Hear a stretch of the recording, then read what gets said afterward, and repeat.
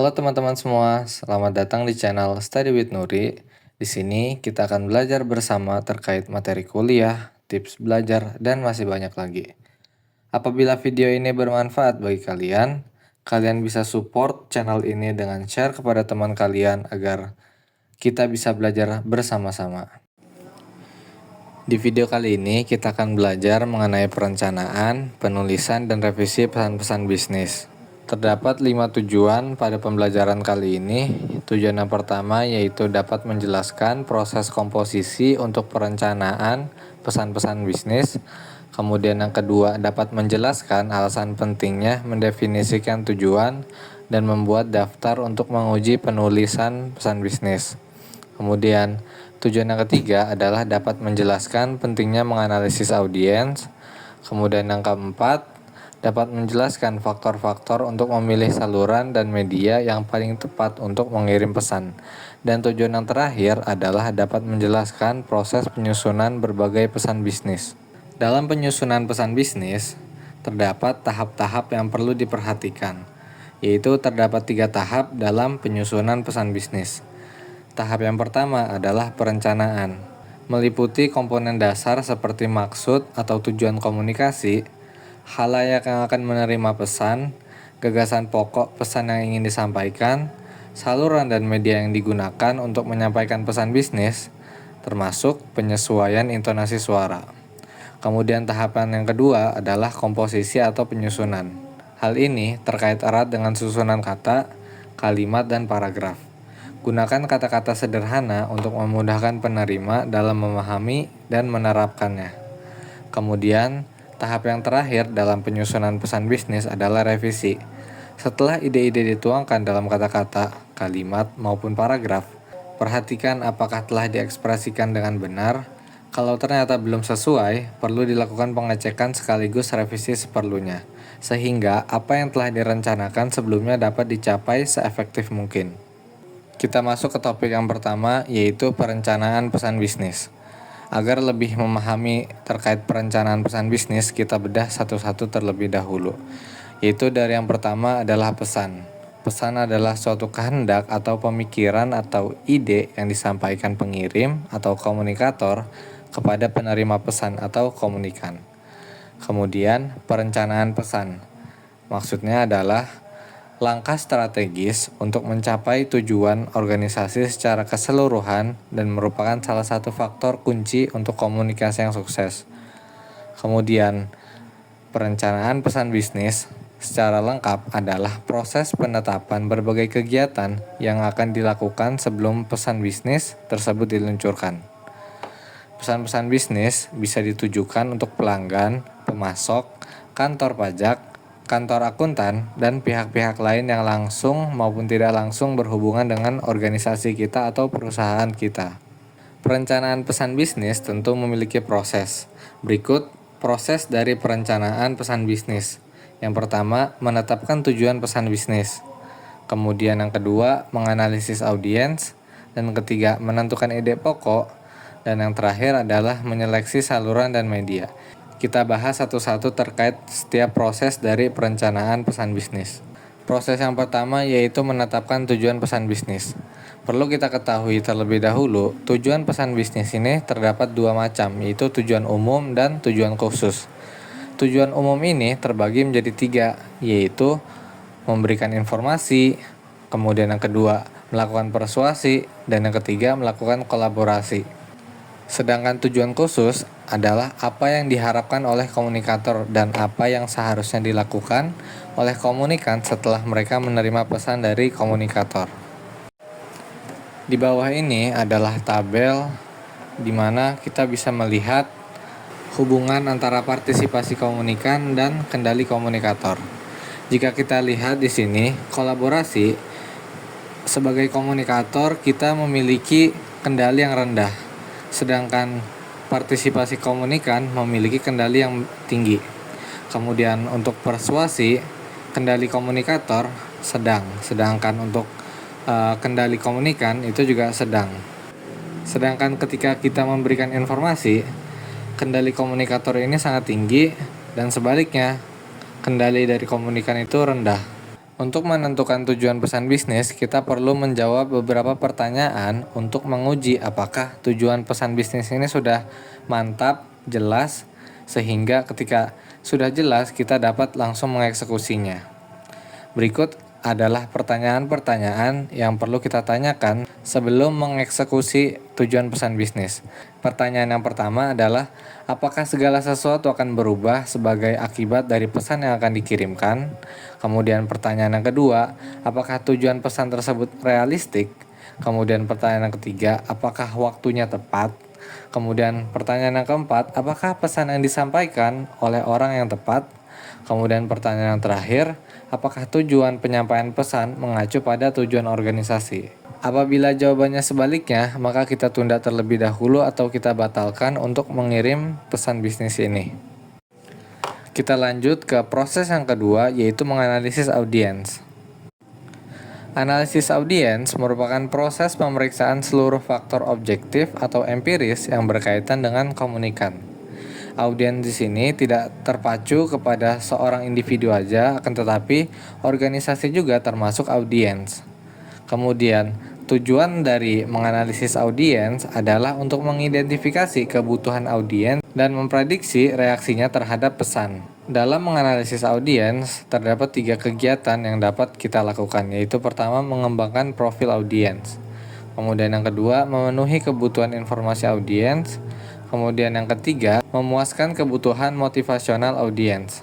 Untuk menganalisis audiens, kita bisa dapat menggunakan beberapa metode, yaitu seperti pengamatan atau observasi, kemudian wawancara, dan survei. Sebagaimana yang kita sebutkan sebelumnya terkait kegiatan dalam menganalisis audiens, salah satunya mengembangkan profil audiens. Nah, bagaimana cara kita mengembangkan profil audiens? Terdapat beberapa cara untuk mengembangkan profil audiens. Cara yang pertama yaitu menentukan ukuran dan komposisi audiens. Maksudnya, kita menentukan besar atau kecilnya audiens atau homogen atau heterogen audiens. Setidaknya, audiens akan menentukan bentuk dan format penulisan pesan. Contohnya, audiens kamu adalah tim manajemen perusahaan pendidikan yang terdiri dari 10 orang. Di dalam tim ini, ada 3 orang yang memiliki latar belakang IT, 2 orang ahli dalam mengembangkan produk, dan 5 orang lainnya lebih fokus pada aspek bisnis dan marketing. Karena audiens kamu beragam, kamu perlu membuat proposal yang mudah dipahami oleh mereka yang non-teknis, namun tetap mendalam bagi mereka yang teknis. Kemudian cara yang kedua adalah mengenali audiens utama. Kenali dan pastikan orang yang paling berpengaruh atau bertindak sebagai pengambil keputusan. Contohnya, dari 10 orang dalam tim manajemen, CEO dan CTO perusahaan adalah 2 orang yang memiliki pengaruh besar dalam pengambilan keputusan. CEO lebih fokus pada potensi bisnis aplikasi, sedangkan CTO akan mengevaluasi dari sisi teknologi. Maka, kamu perlu memastikan proposal tersebut memberikan penekanan pada keuntungan bisnis aplikasi untuk CEO dan detail teknis untuk CTO. Kemudian cara yang ketiga adalah menentukan tingkat pemahaman audiens, memprediksi kemampuan serap audiens. Contohnya, jika kamu mengetahui bahwa sebagian besar audiens tidak familiar dengan teknologi terbaru seperti AI atau machine learning, kamu harus menjelaskan konsep tersebut dengan lebih sederhana, namun jika mereka sudah paham, kamu bisa langsung masuk ke bagian yang lebih teknis tanpa perlu banyak pengantar. Kemudian cara yang terakhir dalam mengembangkan profil audiens yaitu memperkirakan reaksi audiens. Untuk menghindari kritik dan perdebatan pesan bisnis, perlu dilengkapi argumentasi yang didukung bukti yang memadai dan diakhiri kesimpulan dan rekomendasi. Misalnya, CTO mungkin bertanya terkait keamanan data dalam aplikasi, sementara CEO mungkin ingin tahu tentang return of investment untuk mengantisipasi hal lain. Kamu bisa menambahkan argumen yang didukung data mengenai keamanan dan proyeksi keuntungan. Dengan memahami audiens kamu secara mendalam, kamu bisa membuat pesan yang lebih efektif dan meningkatkan peluang proposal kamu diterima. Kemudian kegiatan yang kedua adalah memuaskan audiens akan kebutuhan informasi. Nah, bagaimana caranya untuk memuaskan audiens? Berikut cara-cara untuk memuaskan audiens akan kebutuhan informasi. Yang pertama, agar komunikasi efektif, maka harus menentukan kebutuhan informasi, audiens, dan bagaimana memenuhi kebutuhan tersebut. Terdapat 5 pedoman agar pesan bisnis kamu mampu memenuhi kebutuhan informasi audiens. Pedoman yang pertama yaitu temukan apa yang diinginkan oleh audiens dan segera penuhi. Yang kedua, antisipasi pertanyaan yang tidak diungkapkan dan informasi tambahan yang relevan perlu diberikan. Kemudian yang ketiga, berikan semua informasi yang diperlukan. Yang keempat, pastikan bahwa informasi yang akurat dan dapat dipertanggungjawabkan kebenarannya. Kemudian pedoman yang terakhir yaitu tekankan ide-ide yang paling menarik bagi audiens dan berikan perhatian khusus. Agar komunikasi efektif, maka kita harus menentukan kebutuhan informasi audiens dan bagaimana memenuhi kebutuhan tersebut. Kita lanjut ke kegiatan berikutnya, yaitu memenuhi kebutuhan motivasional audiens. Nah, bagaimana cara kita memenuhi kebutuhan tersebut? Yaitu yang pertama, dengan memberikan argumentasi yang rasional yang dapat diterima oleh audiens. Imbauan rasional didasarkan pada asumsi bahwa manusia sebagai pribadi rasional selalu mendasarkan setiap tindakannya pada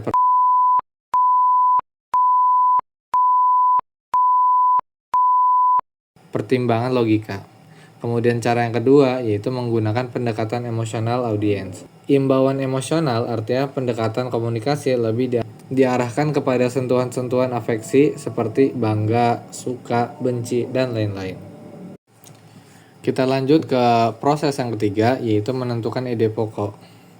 Ide pokok merupakan pernyataan tentang suatu topik yang menjelaskan isi dan tujuan topik tersebut sehingga dapat diterima oleh audiens. Terdapat syarat untuk ide pokok yang bagus, yaitu yang pertama harus ringkas. Kemudian yang kedua langsung kepada pokok persoalan, dan yang ketiga memperlihatkan hasil yang akan diperoleh bila kegiatan dilakukan. Untuk menentukan ide pokok dapat dilakukan kegiatan-kegiatan berikut. Yang pertama yaitu brainstorming atau menggali ilham atau teknik curah pendapat. Penentuan ide pokok dengan membiarkan pikiran mencari berbagai kemungkinan ide pokok secara leluasa, sehingga tidak ada namanya judge terhadap ide yang akan diberikan. Kemudian kegiatan yang kedua yaitu petunjuk atasan, yaitu meminta petunjuk atau arahan dari atasan dalam menentukan ide pokok. Yang terakhir yaitu kebiasaan, maksudnya peristiwa ini sering terjadi berulang-ulang. Kemudian proses yang terakhir yaitu menyeleksi saluran dan media. Ide-ide dapat disampaikan lewat dua saluran, yaitu saluran lisan dan saluran tertulis. Saluran mana yang digunakan itu tergantung kepada tujuan pesan, waktu, formalitas, dan harapan audiens. Sebagaimana yang sudah disebutkan sebelumnya, bahwa terdapat dua saluran dalam menyampaikan ide-ide. Saluran yang pertama tadi yaitu komunikasi lisan. Komunikasi lisan dapat digunakan apabila yang pertama diperlukan umpan balik secara langsung dari penerima atau komunikan. Kemudian yang kedua, pesan relatif sederhana dan mudah dimengerti. Kemudian yang ketiga, tidak membutuhkan catatan permanen. Kemudian yang keempat, penerima dapat dikumpulkan dengan mudah dan ekonomis. Kemudian yang terakhir, ingin mendorong interaksi untuk pemecahan masalah dan pengambilan keputusan. Berikut adalah tabel plus minus dari komunikasi lisan. Plusnya atau kelebihannya yaitu menyediakan umpan balik dengan segera. Kemudian yang kedua, memungkinkan terjadinya kenyamanan berinteraksi. Kemudian yang ketiga, meliputi berbagai isyarat nonverbal. Kemudian yang terakhir adalah memungkinkan mengekspresikan emosi di balik pesan. Sedangkan untuk kelemahannya, yaitu tidak menyediakan rekaman komunikasi yang dapat dibuktikan tanpa alat perekam. Kemudian, kelemahan yang kedua, mengurangi kendali komunikator pada pesan. Kelemahan yang terakhir, seringkali mengabaikan kemungkinan perbaikan atau mengedit pesan. Atau istilah yang lebih familiar di telinga kita yaitu adalah revisi. Sedangkan untuk komunikasi tertulis dapat dilakukan apabila yang pertama tidak diperlukan umpan balik secara langsung. Kemudian yang kedua, pesan terperinci dan kompleks. Kemudian yang ketiga, memerlukan perencanaan yang seksama. Yang keempat, memerlukan catatan yang permanen. Yang kelima, penerima dalam jumlah yang banyak. Yang keenam, penerima sulit dijangkau karena tersebar secara geografis. Dan yang terakhir, ingin meminimalkan distorsi. Berikut adalah plus minus juga dari komunikasi tertulis. Kalian bisa baca sendiri. Berikut adalah media dari dua saluran yang sudah kita sebutkan sebelumnya, yaitu saluran lisan dan saluran tertulis. Mungkin di saluran lisan medianya bisa percakapan tatap muka, telepon, dan lain-lain. Kemudian untuk saluran tertulis bisa melalui surat, memo, laporan, dan lain-lain. Berikut ini adalah pertimbangan dalam pemilihan media. Yang perlu dipertimbangkan yang pertama, kekayaan sebuah media, yaitu kemampuan media untuk menyampaikan pesan dan memfasilitasi umpan balik. Kemudian yang perlu dipertimbangkan lagi adalah formalitas sebuah pesan, kemudian keterbatasan media, kemudian tujuan pengirim, kemudian urgensi dan biaya, dan terakhir adalah preferensi atau harapan penerima. Berikut adalah gambar dari kekayaan media. Gambar ini menunjukkan bagaimana berbagai jenis media komunikasi dapat dikategorikan berdasarkan kekayaan atau seberapa efektif mereka dalam menyampaikan pesan, terutama yang rumit atau membutuhkan penjelasan tambahan. Media ini ditempatkan di sepanjang spektrum dari yang cukup kaya hingga yang lebih kaya. Kita mulai dulu dari yang dokumen tidak beralamat. Media ini biasanya digunakan untuk menyampaikan informasi sederhana kepada banyak orang tanpa interaksi langsung. Misalnya, pamflet yang dibagikan di acara umum hanya memberikan informasi dan tidak memungkinkan umpan balik secara langsung. Karena tidak ada interaksi langsung, media ini dianggap cukup kaya. Kita lanjut ke dokumen yang beralamat. Media ini sedikit lebih kaya karena ditujukan kepada penerima tertentu. Misalnya, email yang dikirim kepada seseorang secara spesifik dapat disesuaikan dengan kebutuhan penerima. Kita lanjut kepada telepon dan email. Media ini memungkinkan adanya komunikasi dua arah secara langsung, meskipun tanpa kehadiran fisik. Misalnya, panggilan telepon yang memungkinkan diskusi real-time dengan umpan balik langsung. Kemudian yang terakhir adalah bertatap muka atau media yang paling kaya. Media ini adalah media yang paling efektif untuk komunikasi karena memungkinkan interaksi penuh, termasuk ekspresi wajah, bahasa tubuh, dan umpan balik langsung. Ini sangat penting ketika menyampaikan informasi kompleks atau ketika ada kebutuhan untuk klarifikasi segera. Untuk contoh-contoh dari kekayaan media ini bisa kalian baca sendiri. Sehingga dapat kita simpulkan dari gambar ini bahwasannya semakin ke kanan spektrum, semakin kaya media tersebut, yang berarti semakin baik media itu dalam menangani pesan yang rumit. Kita dapat ambil kesimpulan bahwasannya semakin ke kanan spektrum, semakin kaya media tersebut. Yang berarti semakin baik media itu dalam menangani pesan yang rumit atau ketika interaksi langsung diperlukan. Pemilihan media yang tepat bergantung pada jenis pesan yang ingin disampaikan dan kebutuhan interaksi dengan penerima. Terima kasih telah menonton video ini. Jika kalian menemukan manfaat dari video ini, jangan lupa untuk like, comment, and share kepada teman-teman kalian. Jika ada pertanyaan atau topik yang ingin dibahas, silahkan tulis di kolom komentar. Sampai jumpa di video selanjutnya dan tetap semangat.